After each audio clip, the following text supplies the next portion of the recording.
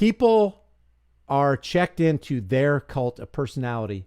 Once you do that, you short circuit the entire line of critical thinking. Even if some of what some of what they say you disagree with, you're in their cult of personality. You've embroiled yourself in their paradigm. And every one of those people that I have in this thumbnail wants you to buy into the left versus right paradigm lie. And once you do that, you are putty, easy, soft, putty in the hands of the Zio banksters who control this whole thing. Easy pickings, man. Yeah, I agree, Gerald John. This goes beyond anything that you can see with the physical. There is more to this life than what meets the eye. It doesn't matter if you vote or don't. They've already been prepared. Well, it does matter if you vote or don't. It does matter. Here's why it matters. Because if you can be that beacon in the darkness, if you can be that pinhole of light that breaks through that dark fabric by not participating, and by standing in your ground and understanding you have a moral compass and you've drawn your line in the sand and you don't go any further than that, that's how the world changes. That is exactly how the world changes. And that is exactly what the big players, the billionaires, the trillionaires do not want you to do. They do not want you to be that rare jewel that shines in the blackness of darkness. Because as soon as you submit to their system and you start voting and participating in their system, your light gets extinguished. Whether you think it is or not, it is.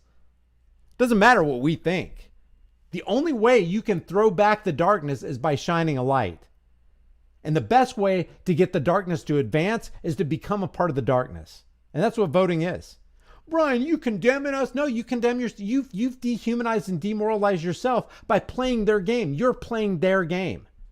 Well, I can change this thing by being a Republican and becoming a delegate and then, getting into the political. Go ahead and do that.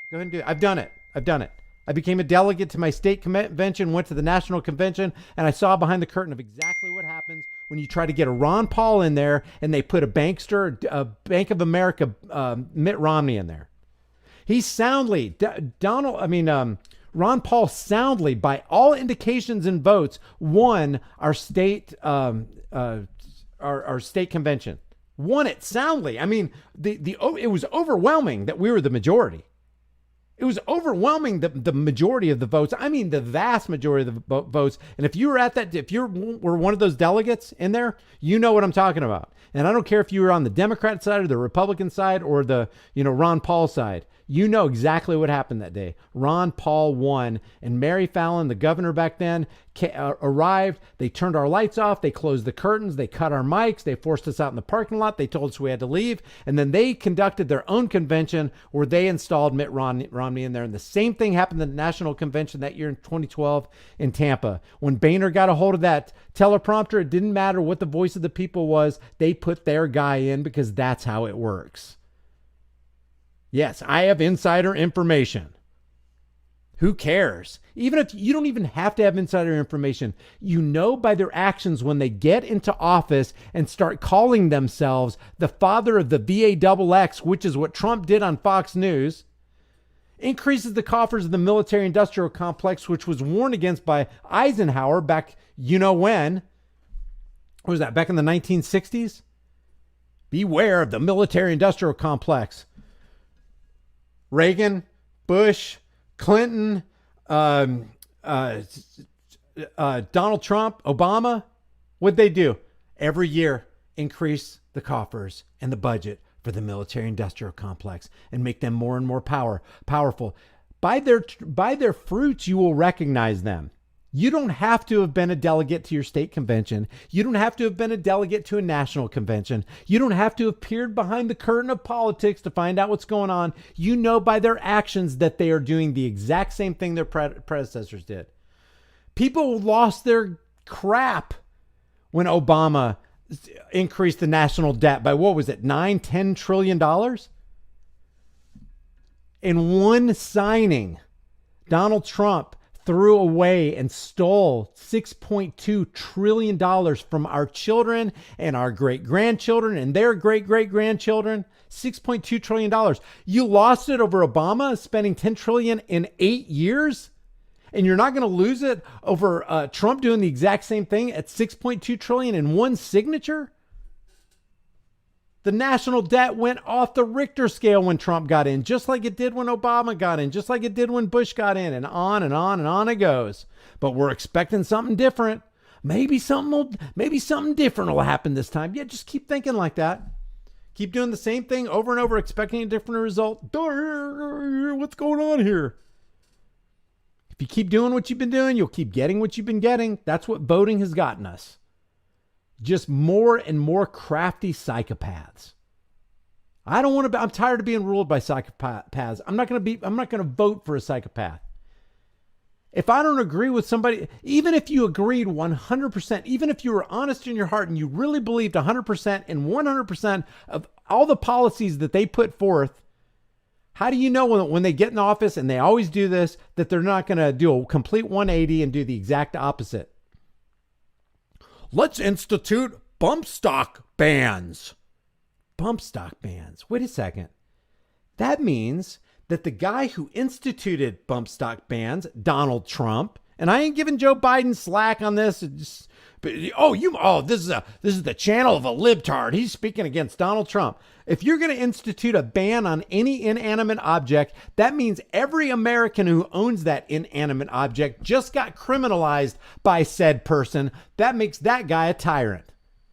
Because what he's saying is, in the eyes of the state, I view you as a criminal, even though you didn't commit a crime, even though 5 minutes prior to the initiation of that stupid bump stock ban, you were perfectly fine. Now, all of a sudden, you're a diehard criminal? In the eyes of the federal authority? I think not. Or when he's sitting next to Diane Frankenstein and said Donald J. Trump says, I like take Mike, I know what you're saying, but talking to Mike Pence, I know what you're saying, but I like take the guns first, due process second. What? Wait, what? I like take the guns first, due process second. That's a violation of the Second Amendment. Donald Trump's not against the Second Amendment. That would come from the abundance of the heart, the mouth speaks. The only reason he said it is it's in his heart. If he truly had shall not be infringed and blazing on his heart and his mind and deep down embedded in his spirit, ain't no way anybody could utter that word, especially in the presence of Diane Frankenstein and all the Democratic gun grabbers. But he did it. He did it. People get into the cult of personality even for organizations, not just people, the NRA. And what's ironic about the NRA is it's supposed to be pro-Second Amendment. Nothing is more deceptively anti-Second Amendment than the NRA. How do you know, Brian? Give us documentation. Give us evidence to support your assertion. The NICS instant background check system, the federal instant background check system, where the government grants you or withholds permission for you to have a firearm, was instituted by the NRA. And Wade LaPierre said it wouldn't even exist if it wasn't for the NRA. The NRA brought it to the table. They got it passed. And now we have the NICS instant background check system. Background checks are an infringement. Background checks are a violation of the Second Amendment. Therefore, the NRA who brought background checks to the table is against the Second Amendment. Let's call a spade a spade. Black is black. White is white. The sky is green. The sky is blue. Grass is green. And the NRA is decidedly against the Second Amendment. Trump never does anything wrong. So that's cult of personality stuff, guys. Not only that, everybody who supports Trump, why do they turn a blind eye to the fact that in the 1990s, Donald Trump, because he got in so deep in debt with Taj Mahal, was bailed out by none other than the Rothschilds Incorporated, the Rothschilds family banking cartel? Donald Trump was bailed out by them. And the guy who helped him get bailed out was Wilbur Ross, an employee of Rothschilds Inc. 25 years later, Donald Trump gives the Secretary of Commerce position to none other than bankster Wilbur Ross. And he gives the Treasury over to a Goldman Sachs lifer, Steve Mnuchin. Tell me Donald Trump is on your side. He is no more on your side than Joe Biden is on your side. This is WWE, man. WWE. So anyway, people are saying, hey, that's no proof at all. That's because people don't understand what's going on.